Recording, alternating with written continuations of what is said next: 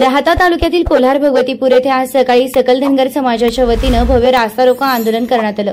स्वर्गीय अनिकेत सोमनाथ वडितके यांची सोशल मीडियावर बदनामी करून आत्महत्येस प्रवृत्त करणाऱ्या गोरक्षकांवर कडक कारवाई करण्यात यावी अशी आंदोलनकर्त्यांची ठाम मागणी होती।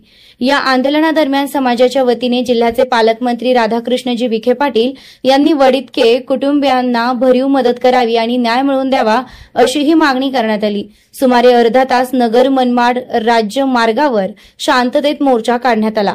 त्यानंतर शिर्डीचे पोलीस उपअधीक्षक अमोल भारती यांना निवेदन देण्यात आलं। पोलिसांनी तात्काळ कारवाईचे आश्वासन दिल्यानंतर आंदोलन मागे घेण्यात आले। या आंदोलनात दीपक बोराडे, विजय तमनर, डॉक्टर सुनील चिंधे, सरपंच शिवाजी शिंदे, दत्तात्रय माळी, संजय कुदनर, पांडुरंग आठरे, माऊली वडितके यांच्यासह अनेक संघटनेचे पदाधिकारी आणि कार्यकर्त्यांनी पाठिंबा दर्शविला। यावेळी धनगर बांधव मोठ्या संख्येने उपस्थित होते।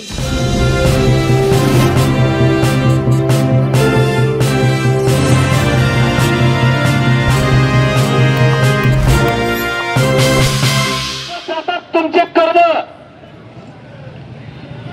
म्हणून माझी पोलिसांना आठवण्यात येते। बाबा हो, आपण ड्युटी करत असताना काही झालं नाही, बसा बसा बसा, 5 मिनिटं बसा। अरे आपलं उठू नका कोणीच, आपलं कोणीच उठू नका। माझी पोलिसांना नम्र विनंती आहे, आपण एका जबाबदार पदावर आहात, आपण जागेवर डॉक्टर आहात, आपण जागेवर न्यायाधीश आहात। कुठल्याही गोष्टीला न्याय कोर्टात नंतर मिळतो, जागेवर पोलीस न्याय देतात। माझ्या 9.5 वर्षाच्या नोकरीमध्ये कित्येक प्रसंग गेले आणि म्हणून ताट मानेला जगतो, राज्यभर फिरतो। त्या कर्माच्या जोरावर आम्ही जागेवर लोकांना न्याय देण्याचं काम केलेलं आहे। माझी विनंती आहे, तुम्ही अन्याय केलाय हे सत्य आहे, आता हा अन्याय दूर झाला पाहिजे। म्हणून पहिल्यांदा त्या ठाणेदाराची बदली, कारण ते तपासी अधिकारी तिथे इन्चार्ज राहणं हे आमच्या या तपासासाठी चांगलं नाहीये। आम्ही आता एसपी साहेबांना विनंती करणार आहे, मी या माध्यमातून सुद्धा विनंती करतो की तुम्ही आता हलक्यात घेऊ नका। एक धनगराचं गरीब कुटुंब आहे, त्याच्याकडे 2 गुंठे जमीन नाही, त्याच्याकडे काय नाही, तो गरीब आहे असं समजू नका। या महाराष्ट्रातला 2.5-3 कोटी धनगर समाज पूर्णपणे या वडितके कुटुंबाच्या सोबत आहे। आज कोल्हार या गावातून आम्ही या अन्यायाविरुद्ध रणशिंग फुंकतोय। माजी महाराष्ट्राचे डीजी, महाराष्ट्राचे गृहमंत्री आणि मुख्यमंत्री फडणवीस साहेब यांना नम्र विनंती आहे, हलक्यात घेऊ नका। आज या कोल्हार गावातून जे आता एक चिंगारी पेटली ना, माझं नाव दीपक आहे, नावाचं जाग आहे आणि प्रकरण उजेडात आणलं ते नाव विजय आहे। आम्ही या प्रकरणात विजय मिळवल्याशिवाय थांबणार नाही। आज आम्ही शांततेने या ठिकाणावर उठतो। आपण 24 तासाच्या आत या संबंधित ठाणेदाराची पहिल्यांदा बदली करून एक खऱ्या भारतानं पोलीस खात्यात चांगला असलेला अधिकारी एखादा तपासासाठी द्यावा, या प्रकरणाचा तपास लावावा। ज्या फिर्यादीनं आमच्या तक्रार दिलेली यांचं म्हणणं पोलिसांनी नोंदवलेलंच नाहीये, त्याचा परत जबाब घ्यावा। तो जे सांगेल, ज्या शब्दात सांगेल त्या शब्दात पोलिसांनी ही तक्रार पुढे वाढवली पाहिजे। या गुन्ह्यात काय कलम वाढतात त्याच्या सांगण्यानुसार ते वाढवले पाहिजे।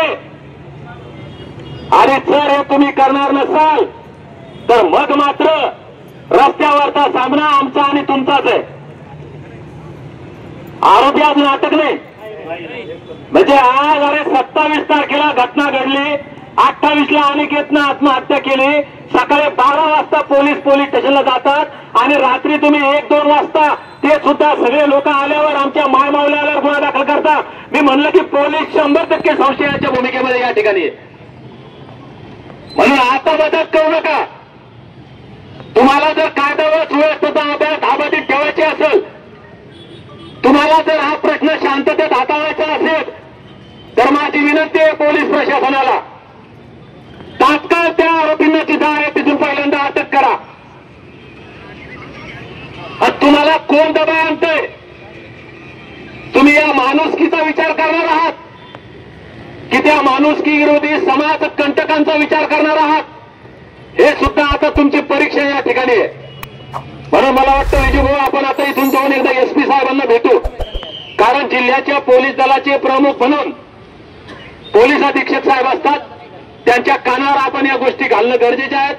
आणि जर त्यांनी आज ऍक्शन नाही घेतली तिथं संध्याकाळपर्यंत, तर या आंदोलनाची, या लढ्याची पुढील दिशा काय असेल ती ठरवली पाहिजे. पण मी एक प्रश्न विचारणार आहे इथल्या लोकांना, स्थानिकच्या. अनिकेत कुणाचा पाहुणा आहे मला माहिती नाही, अनिकेत कुणाचा मित्र आहे मला माहिती नाही, पण अनिकेत माणूस होता आणि तो तुमच्या भागातला होता आणि त्याचा नाहक बळी गेलाय असं किती लोकांना वाटतं? किती लोकांना वाटतं? मग त्याला न्याय मिळेपर्यंत तुम्ही लढणार? 100% लढणार. कुणाच्या दबावाला बळी पडणार नाही. आणि जे दबाव आणतील ते चेहरे ओळखा, जे दबाव आणतील ते नावं ओळखा. जे आज तुमच्यावर दबाव आणतील, तुम्हाला काही लालूच देतील, पैशाचं देतील, कशाचं देतील, काही धमक्या देतील, ते चेहरे ओळखा. ते चेहरे तुमचे नाही, तर या समस्त मानव जातीचे, समाजाचे दुश्मन आहेत, हे लक्षात घ्या. मला माहित नाही ते आरोपी कोणत्या जातीचे, कुठल्या गावचे, अरे पण ते कोणीही असो, कोणत्याही जातीचे असो, ते नराधम आहेत, ते समाज कंटक आहेत, ते धर्मांध लोक आहेत. त्यांच्यावर कारवाई झालीच पाहिजे. तो अमोल कुठे?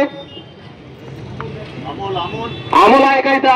अमोल तुमच्या सगळ्या मंडळीची जबाबदारी दादा हो. तुम्ही जे भाऊ बरं का, सरपंच साहेब, जे तुम्ही जबाबदार लोक आहेत सगळे या भागातले, तुम्हाला हात जोडून विनंती आहे. मी आत्ता आलोय, मी तुम्ही आवाज द्या, मी कधी 3 ते 4 तास लागतात मला फक्त इथे यायला. मी केव्हाही इथे येईल अडचण आली तर. पण आता ही लढाई खऱ्या अर्थानं तुम्हाला लढायची. हा अमोल ज्या भाषेत आता जबाब देईल त्याचा पुरवणी जबाब, त्या भाषेत ते पोलीसवाले दाखल करतील ते करायला लावू आपण त्यांना. पण याच्यावर दबाव येणार नाही, याची मानसिकता ढासळणार नाही. याच्यासाठी तुम्हाला इथं खंबीरपणे राहावं लागणार आहे. अमोल आम्ही तुझ्या सोबत आहे, तू काळजी करू नको. तुला जे माहित आहे ते तू बोल. दादा अनिकेतचे वडील या ठिकाणी आहे.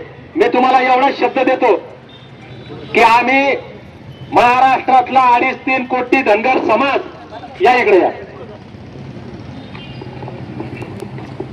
आम्ही काही फक्त तुम्हाला तोंडापुरता इथं धीर द्यायला आलेलो नाहीये.